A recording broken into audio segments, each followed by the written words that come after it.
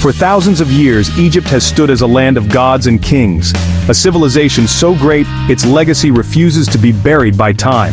It built wonders that have defied the ages, ruled by pharaohs who believed they were divine, only to be conquered by empires that sought its riches.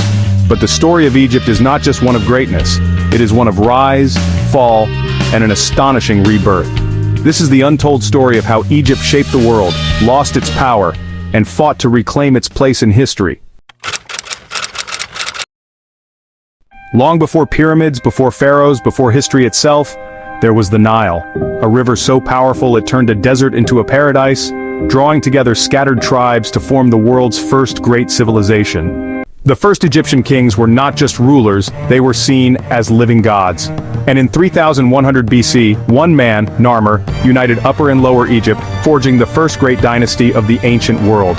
This was the dawn of a new empire, and with it came the birth of legends. While other civilizations built monuments for the living, Egypt built for the dead. The pyramids were not just tombs, they were stairways to immortality. The greatest of them all, the Great Pyramid of Giza, built for Pharaoh Khufu, a structure so perfect, so mysterious that even today we still ask, how was it built? Legends say the Sphinx was a guardian, protecting the secrets of the pharaohs, but Egypt's history was just beginning. Not all pharaohs were men. One of the greatest rulers of Egypt was a woman, Hatshepsut, the queen who became a king. She ruled not through war but through trade and diplomacy, bringing Egypt its greatest era of peace and wealth. But history tried to erase her. Many of her statues were destroyed after her death. Then came Akhenaten, the heretic king who dared to defy thousands of years of tradition. He banned all gods except one, the sun god Aten. But after his death his name was wiped from history, his statues destroyed, his temples abandoned. Egypt was not ready for one god. Then came Ramses the Great, Egypt's warrior king. He fought the Hittites in the greatest chariot battle in history and built monuments that would outlive him. Some say he was the real pharaoh of the Exodus. But even the greatest kings cannot fight time.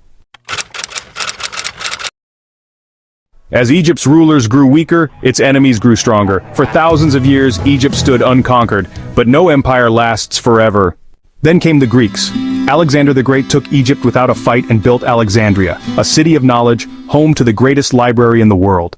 And then, there was Cleopatra, the last pharaoh of Egypt. She was intelligent, charismatic, and willing to do whatever it took to protect her kingdom.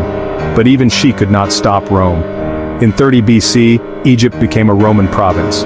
The gods of old were abandoned, the pyramids became ruins, and the once great civilization faded into history.